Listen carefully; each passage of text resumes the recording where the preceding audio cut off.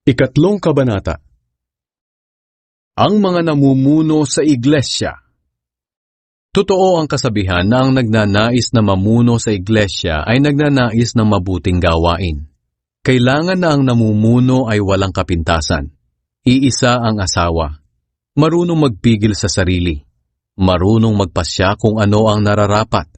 Kagalang-galang, bukas ang tahanan sa mga tao, at magaling magturo. Hindi siya dapat lasenggo, hindi marahas kundi mahinahon, hindi palaaway, at hindi mukhang pera. Kailangan ding mahusay siyang mamahala sa pamilya niya, iginagalang at sinusunod ng mga anak niya. Sapagkat kung hindi siya marunong mamahala sa sariling pamilya, paano siya makakapangasiwa ng maayos sa iglesia?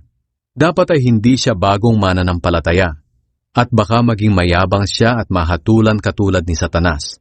Bukod pa rito, kailangang iginagalang siya ng mga hindi miyembro ng iglesia para hindi siya mapintasan at hindi mahulog sa bitag ng dyablo. Ang mga tagapaglingkod sa iglesia. Ganoon din naman sa mga tagapaglingkod sa iglesia.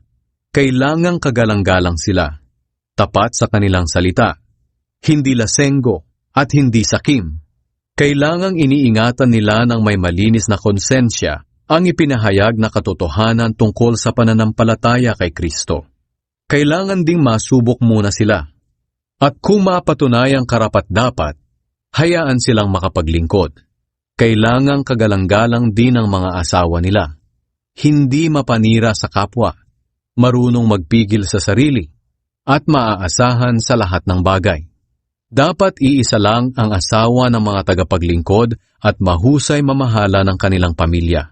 Ang mga naglilingkod ng mabuti ay ginagalang ng mga tao at hindi na natatakot magsalita tungkol sa pananampalataya nila kay Kristo Jesus. Ang hiwaga ng ating pananampalataya.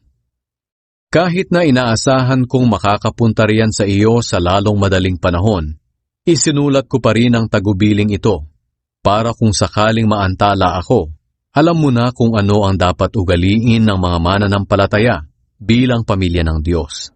Tayong mga mananampalataya ang iglesia ng buhay na Diyos, ang haligi at saligan ng katotohanan.